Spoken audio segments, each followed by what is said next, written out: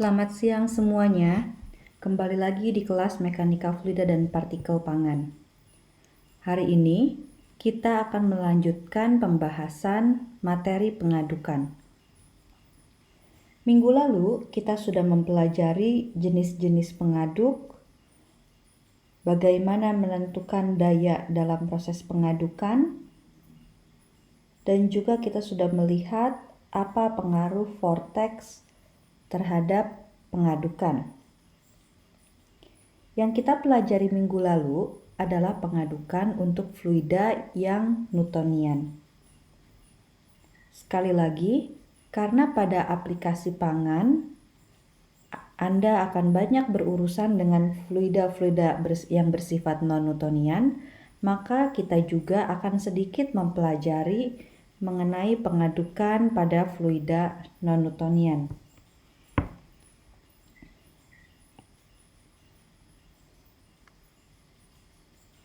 Pada dasarnya, pengadukan pada fluida non-Newtonian berlangsung atau dapat dilakukan dengan unit operasi yang sama, dengan jenis-jenis bilah atau agitator yang telah kita bahas minggu lalu.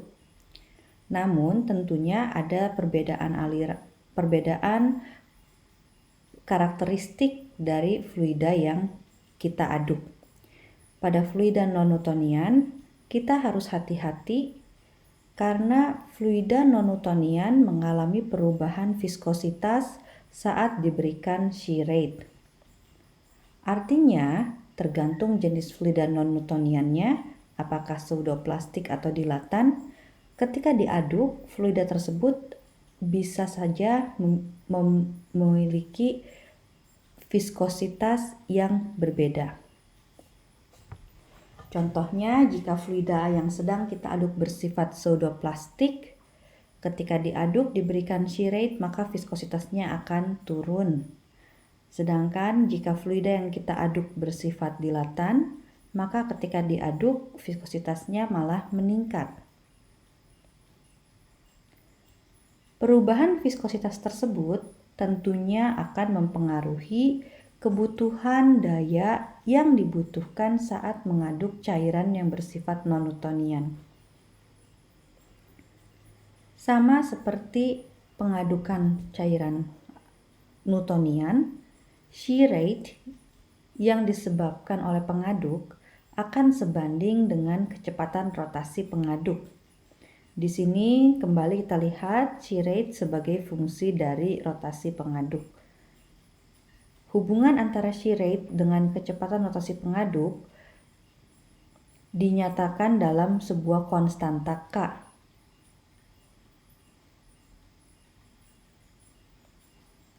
Untuk fluida non-Newtonian, kita ingat kembali bahwa hubungan antara shear stress dan shear rate-nya tidaklah linear, seperti yang dapat kita lihat pada persamaan berikut.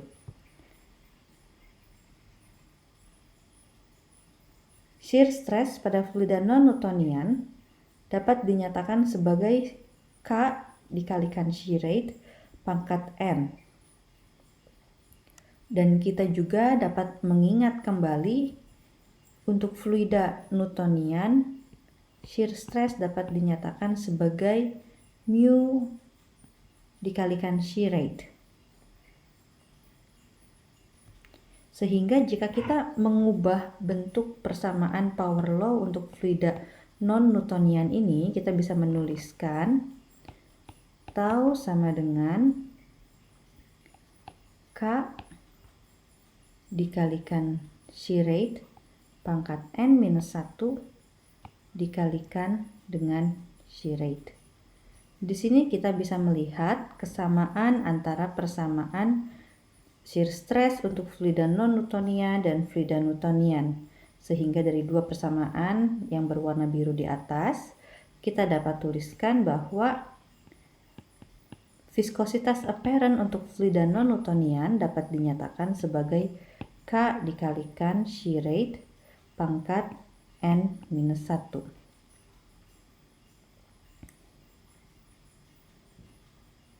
Seperti yang juga tertulis di sini. Viskositas apparent dari fluida non-Newtonian juga dapat dinyatakan dalam bentuk lain.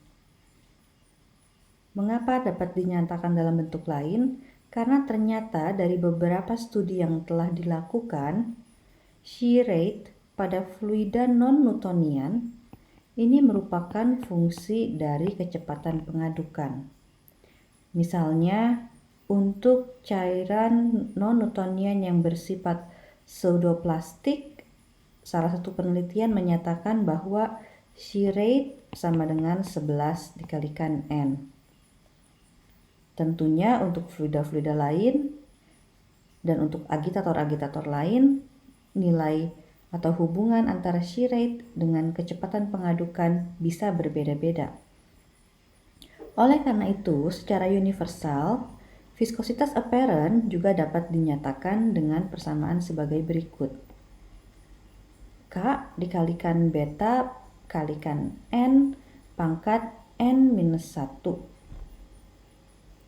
Di mana beta ini adalah suatu konstanta yang nilainya dipengaruhi oleh jenis agitator dan juga jenis pengaduknya. Oleh karena itu, ketika kita perlu menghitung bilangan Reynolds untuk pengadukan cairan non-Newtonian, ada sedikit perubahan atau modifikasi pada persamaan bilangan Reynolds yang digunakan. Persamaan bilangan Reynolds ini yang dilingkari adalah persamaan bilangan Reynolds untuk fluida Newtonian. Ingat bahwa pada fluida non-Newtonian, viskositasnya tidak bernilai konstan, tapi dipengaruhi oleh shear rate. Sehingga viskositas di sini bisa kita ganti nilainya dengan mensubstitusinya dengan persamaan di atas, sehingga kita mendapatkan persamaan yang saya beri kotak warna merah.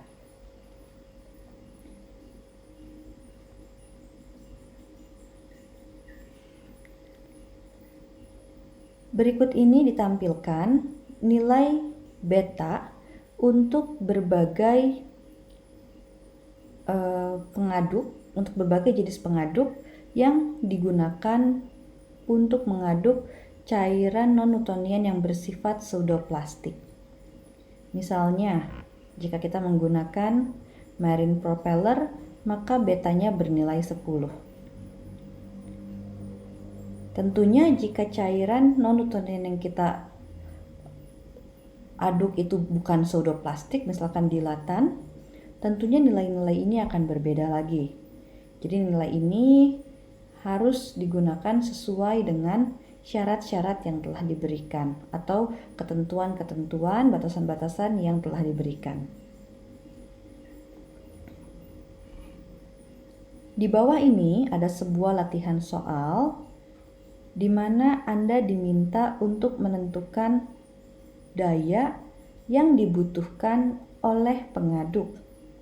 Tentunya untuk menentukan daya yang dibutuhkan pengaduk, kita akan membutuhkan power number, di mana power number ini berkorelasi atau merupakan fungsi dari bilangan Reynolds, seperti yang telah kita pelajari minggu lalu.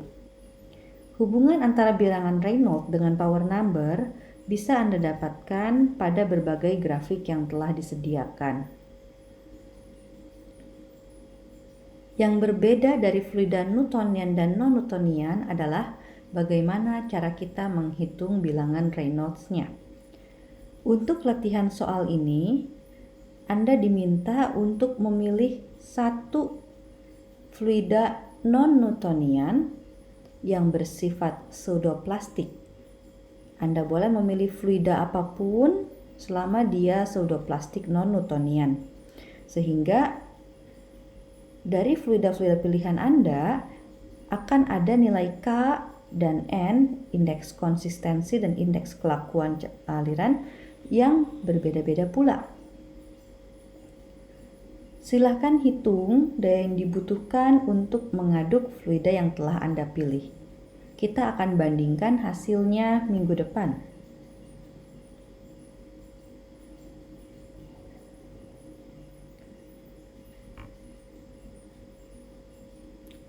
Selain nilai-nilai power number yang tadi telah kita bahas, atau bagaimana cara menentukan power number seperti yang tadi telah kita bahas, juga terdapat beberapa power number untuk geometri atau desain yang tidak standar.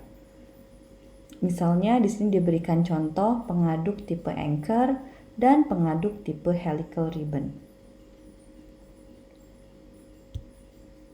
Walaupun disebut geometri atau desain tidak standar, sebenarnya power number pada pengaduk-pengaduk ini juga masih sama-sama merupakan fungsi dari bilangan Reynolds.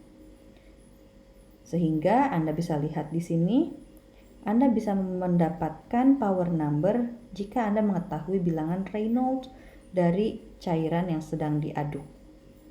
Tentunya ada beberapa ketentuan yang harus diikuti. Misalkan, untuk pengaduk tipe anchor, persamaan yang ada di bawah ini hanya berlaku jika Anda memiliki fluida yang sedang diaduk dengan Reynolds number di bawah 100, lalu geometri tangki dA per dt sama dengan 0,9, W per dt sama dengan 0,1, dan C per dt sama dengan 0,05. Untuk pengertian simbol dA, dt, W, C, silahkan Anda merujuk lagi pada video pembelajaran minggu lalu saat kita membahas geometri atau desain tangki standar.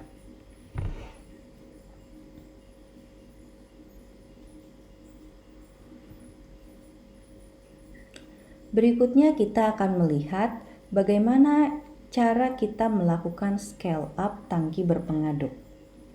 Tentunya scale up akan dilakukan ketika kita membutuhkan operasi pengadukan dalam skala yang lebih besar. Sebagai contoh, jika Anda melakukan eksperimen di lab, tentu saja tangki berpengaduk yang Anda gunakan mungkin kapasitasnya 1 liter, 5 liter paling besar. Ketika Anda ingin melakukan pengadukan yang serupa untuk bahan yang serupa pada skala yang lebih besar, misalkan skala pilot atau skala pabrik, tentunya Anda perlu melakukan scale up terhadap alat pengadukan. Scale up alat pengadukan dapat dilakukan dengan menggunakan 3 prinsip kesamaan yang berbasis bilangan tak berdimensi. Yang pertama adalah prinsip kesamaan geometri. Pada prinsip kesamaan geometri, ini merupakan prinsip kesamaan yang paling sederhana. Pada prinsip ini, Anda bisa menggunakan kesamaan rasio ukuran. Jadi misalkan pada percobaan di lab Anda menggunakan alat tangki berpengaduk dengan dA per dt sama dengan 1. Maka ketika Anda melakukan scale up pun, dA per dt yang Anda gunakan juga sama-sama 1. Juga bisa melakukan scale up dengan prinsip kesamaan kinetika. Di sini Anda bisa menggunakan melihat kesamaan rasio kecepatan. Atau yang terakhir, menggunakan prinsip kesamaan dinamik. Di sini Anda menggunakan kesamaan rasio gaya, baik itu gaya inersia, gravitasi, ataupun gaya viskos yang bekerja pada atau dalam fluida Anda.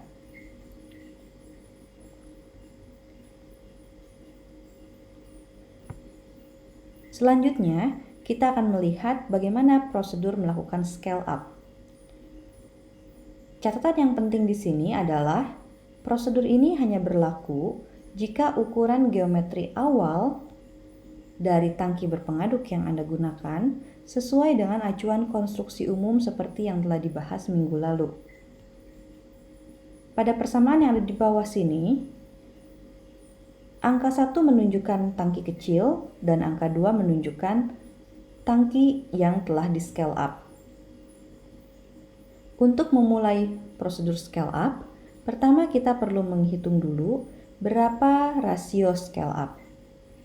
Rasio scale up ini memiliki simbol R. Pada dasarnya, rasio scale up adalah perbandingan antara volume 2 per volume 1 pangkat sepertiga.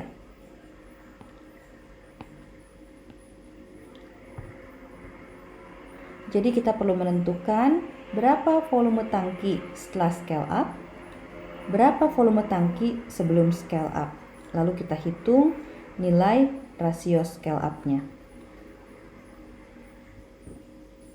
Rasio scale up juga dapat dihitung dengan membandingkan diameter tangki besar dengan diameter tangki kecil.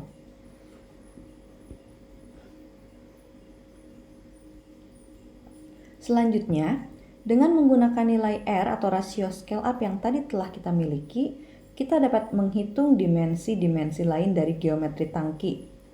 Kita bisa menentukan berapakah diameter impeller, berapakah lebarnya baffle, dan lain-lain. Setelah itu, kita bisa menghitung kecepatan pengaduk. Kecepatan pengaduk pada kondisi setelah scale up sama dengan kecepatan pengaduk sebelum scale up dikalikan 1/R pangkat N, di mana N ini adalah suatu konstanta yang dipilih berdasarkan pertimbangan empiris dan teoretis. Jika kita mengasumsikan pergerakan cairan yang serupa, maka kita bisa memilih N sama dengan 1. Ingat kembali video yang diputar minggu lalu di mana kita memiliki satu tangki berpengaduk yang diisi dengan pelet berwarna putih dan pelet berwarna-warni. Jika kita mengasumsikan pergerakan pelet putih yang menggambarkan cairan yang serupa antara tangki kecil dan tangki yang telah di scale up, maka kita bisa memilih nilai N sama dengan 1. Jika kita menginginkan suspensi solid yang serupa, kita bisa memilih N sama dengan 3/4. Merujuk kembali pada video yang diputar minggu lalu, suspensi solid ditunjukkan oleh pelet-pelet yang berwarna-warni. Jadi, jika kita menginginkan pergerakan pelet yang berwarna-warni tersebut serupa antara tangki kecil dengan tangki besar, kita bisa menggunakan N sama dengan 3/4. Terakhir, jika kita menginginkan laju perpindahan massa yang serupa, maka kita bisa menggunakan nilai N sama dengan 2/3. Setelah kecepatan pengaduk di tangki besar diketahui dari langkah 3 tadi, kita bisa menghitung berapakah bilangan Reynolds dari pengadukan fluida di tangki besar. Setelahnya kita bisa menghitung daya yang dibutuhkan untuk pengadukan di tangki besar. Demikianlah akhir dari materi pengadukan yang diberikan di mata kuliah ini. Terima kasih dan kita bertemu lagi minggu depan.